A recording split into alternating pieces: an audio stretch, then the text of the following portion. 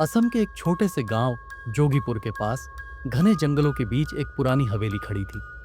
स्थानीय लोग इसे नीलंबरी कोठी कहते थे, क्योंकि कहा जाता था कि यहाँ एक ब्रिटिश अधिकारी की बेटी नीलंबरी की आत्मा भटकती है। गांव वालों का मानना था कि यह घर किसी अभिशाप से ग्रस्त है।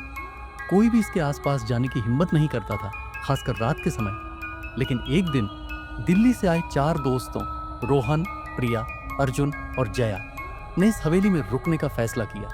उन्हें लगा कि यह सब अंधविश्वास है, लेकिन वे गलत थे। रात को 10 बजे वे हवेली के सामने पहुंचे। दरवाजा जंग लगा हुआ था, लेकिन अंदर का हॉल विशाल और सुनसान था। धूल भरी हवा में सड़ांध की गंध थी। प्रिया ने कहा, यहां तो बहुत ठंड लग रही है। अर्जुन हंसा, तुम औरतें हमेशा डरती हो। उन्होंने दूसरी मंजिल पर एक कमरा चुना, लेकिन जैसे ही उन्होंने अपना सामान रखा, नीचे से पानी के टपकने की आवाज आई। जया ने टॉर्च जलाई। दीवारों से लाल रंग का पानी बह रहा था।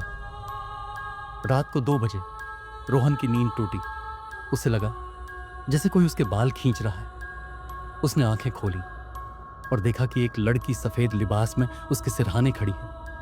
उसके चेहरे पर खून के धब्बे थे और आंखें पूरी तरह काली। रोहन चीखना चाहता था, लेकिन उसका गला रुंध गया। तभी लड़की ने धीरे से कहा, मेरा नाम नीलंबरी है, तुम मेरी मदद करोगे? अगली सुबह सबने रोहन को उसके बिस्तर पर कांपते हुए पाया। उसने सबको सच बताया, लेकिन किसी ने विश्वास नहीं किया। दोपहर को प्रिया ने हवेली के तहखाने में एक पुरानी डायरी ढूंढी। उसमें लिखा था, 1897, 15 अगस्त। पापा ने मुझे इस कमरे में बंद कर दिया है। वे कहते हैं मैं पागल हो गई हूं, लेकिन मैंने तो बस उस बच्चे को बचाने की कोशिश की थी। अब वह हर रात मेरे सपनों में आता है। शाम को गांव के एक बुजुर्ग ने उन्हें बताया कि नीलंबरी के पिता एक क्रूर बागान मालिक थे। उन्होंने अपनी बेटी को एक कमरे में बंद कर दिया था, क्योंकि वह गुलाम बच्चों को छुड़ाने की कोशिश करती थी। एक रात नीलंबरी ने आत्महत्या कर ली और उसके बाद से हवेली में उसकी आत्मा भटकती है। लेकिन असली रहस्य यह था कि उसके साथ एक और आत्मा थी, वह बच्चा जिसे उसने बचाने की कोशिश की था।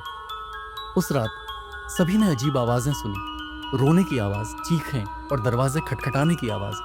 अचानक बिजली चली गई। टॉर्च की रोशनी में उन्होंने देखा कि दीवार पर खून से लिखा था, तुम यहां से नहीं जा सकते। तभी नीलंबरी प्रकट हुई और चीखी, तुमने मेरी डायरी पढ़ ली, अब तुम्हें मेरी सच्चाई का सामना करना होगा। सब भागने लगे, लेकिन जया गिर गई। उसने महसूस किया कि कोई छोटा सा हाथ उसका पैर खींच रहा है। नीचे देखा तो एक बच्चा था। उसकी आंखें नहीं थीं और शरीर जले हुए कपड़ों से ढका था। बच्चा बोला, मैं वह हूं जिसे नीलंबरी ने बचाना चाहा, लेकिन आग में जलकर मर गया। अब तुम भी यहीं रुकोगे। रोहन ने नीलंबरी से गुहार लगाई, हमें माफ कर दो, हम तुम्हारी मदद करेंगे। नीलंबरी ने अपना चेहरा बदला और कहा, इस हवेली को जला दो, यही मेरी मुक्ति है।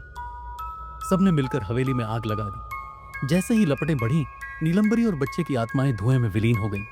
लेकिन आज भी कहते हैं कि जंगल में कभी कभी एक सफेद परछाई और एक बच्चे की हंसी सुनाई देती है। यह कहानी आपको कैसी लगी?